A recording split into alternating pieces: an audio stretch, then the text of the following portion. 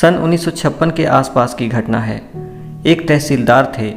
उनका गृहस्थ जीवन बड़ा दुखमय था, क्योंकि उनकी धर्मपत्नी ठीक समय पर भोजन नहीं बना पाती थी, जिसके कारण उन्हें कार्यालय पहुंचने में अक्सर बहुत देर हो जाती थी। उन्होंने पत्नी को हर तरह से समझाया, कई बार कठोर व्यवहार भी किया, लेकिन पत्नी की गलती में सुधार होने के बजाय गलती बढ़ती ही गई। वे इतने परेशान हो गए कि उनके मन में विचार आता, यह घर छोड़कर चला जाऊं, या पत्नी को तलाक दे दूं, अथवा तो इसकी हत्या कर दूं या खुद आत्महत्या कर लूं। उनकी मानसिक परेशानी चरम सीमा पर पहुंच गई। घर शमशान की तरह लगने लगा।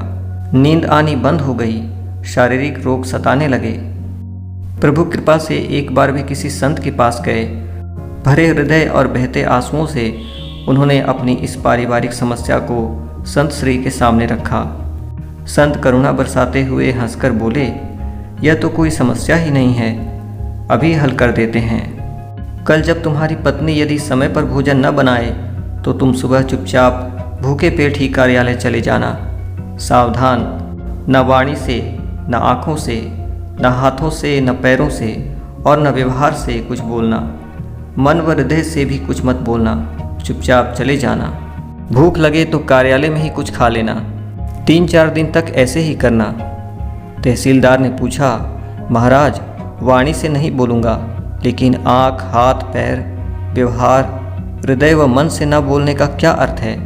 संत ने उत्तर दिया, मन से उसे बुरा मत समझना, मन से उस पर क्रोध मत करना, वाणी से उसे डांटना मत, आँख मत दिखाना, हाथों से मारना मत, पैर पटकते हुए क्रोधित होकर मत जाना, व्यवहार से क्रोध का संकेत मत देना और हृदय में यह भाव रखना कि मुझे जो दुख हुआ उसका कारण तो मेरी ही भूल है। इसमें पत्नी की लेश मात्र भी गलती नहीं है। मैंने व्यर्थ ही उसे दुख दिया। वह तो करुणा की पात्र है। प्रभु मुझे क्षमा करना, अब आप ही उसे संभालना। संत के मुख से इन वाक्यों के श्रवण मात्र से उनका दहकता हुआ हृदय कुछ शांत हुआ, मानो जलते हुए घावों पर किसी ने चंदन लगा दिया हो। संयोग की बात, अगले दिन फिर पत्नी ने समय पर भोजन नहीं बनाया। तहसीलदार ने संत के परामर्श का स्मरण किया। अंदर बाहर एकदम शांत रहकर चुपचाप कार्यालय के लिए रवाना हो गए। पत्नी पर तत्काल प्रभाव पड़ा। हृदय में भाव आया, आज भी चुपचाप चले गए, कुछ नहीं बोले, दिन भर भूखे रहेंगे। भोजन बनाने का कार्य तो मेरा है, मैं अपना कार्य समय पर नहीं कर पाई।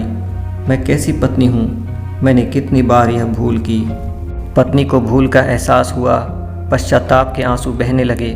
हृदय से ही अपने पतिदेव से क्षमा मांगी और व्रत लिया कि मैं अब ठीक समय पर भोजन बनाऊंगी। पति कार्यालय में बैठे हैं। पत्नी के हृदय की भाव लहरियाँ तत्काल उनके हृदय तक पहुँच गई। उनके हृदय में भाव आया, मैं कैसा पति हूँ। एक मामूली सी भूल के लिए मैं सदा अपनी जीवन संगिनी का अपमान करता हूँ। मैंने उसे कभी प्रेम से नहीं समझाया। प्रेम से तो पशु भी वश में हो जाते हैं। पति को अपनी भूल का एहसास हुआ। पश्चाताप की अग्नि में उनके दोष खिन्नता जल गई। कार्यालय में बैठे बैठे ही उन्होंने मन ही मन पत्नी से क्षमा मांग ली और व्रत लिया, अब मैं ऐसी भूल कभी नहीं करूँगा। आज घर पहुँचते ही सबसे पहले उससे क्षमा याचना करूँगा, फिर उसकी पसंद का भोजन बनवाकर उसे खिलाऊँगा। अपनी पसंद के भोजन के लिए पत्नी को कभी नहीं कहूँगा। पति के हृदय की भाव लहरियाँ पत्नी के हृदय तक पहुँची। विचार आया, मेरे पति मेरे सर्वस्व हैं, वे भूखे हैं।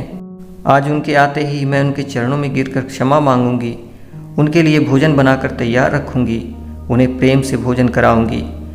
आज से मैं उनकी पसंद का भोजन बनाया करूंगी। अब से पति की पसंद ही मेरी पसंद होगी। शाम हो गई। पति के घर आने का समय हो गया। पत्नी ने भोजन तैयार कर लिया। पति की प्रतीक्षा कर रही है। मन प्रेम व प्रसन्नता से भरा है। ज्यों ही पति ने दरवाज़ा खटखटाया, पत्नी ने खोला, तत्काल चरणों में गिर पड़ी। भरे कंठ से आवाज़ निकली, क्षमा कीजिए। लेकिन पति भी पूरे सावधान थे। चरणों में गिरने से पहले ही पत्नी को उठा लिया। हृदय प्रेम से भर गया। धीमा स्वर निकला, मैंने तुम्हें सच्चा प्रेम नहीं दिया, दुख दिया, अपमान किया, मुझे माफ़ करना। दोनों के हृदयों में पवित्र प्रेम, आँखों में प्रेमाश्रु, शरीर पुलकित। सारा वातावरण प्रेम से परिपूर्ण हो गया। जीवन में आज पहली बार दोनों ने प्रेम से भोजन किया। क्षमा आपको सच्ची शांति प्रदान करती है। तहसीलदार ने बताया कि उस दिन के बाद पत्नी से वह भूल कभी नहीं हुई। बहुत बार ऐसा भी हुआ कि मन में आया आज ऐसी सब्जी बननी चाहिए, पत्नी को नहीं बताया, लेकिन भोजन करने बैठे तो वे ही सारी सब्जियां थाली में थी।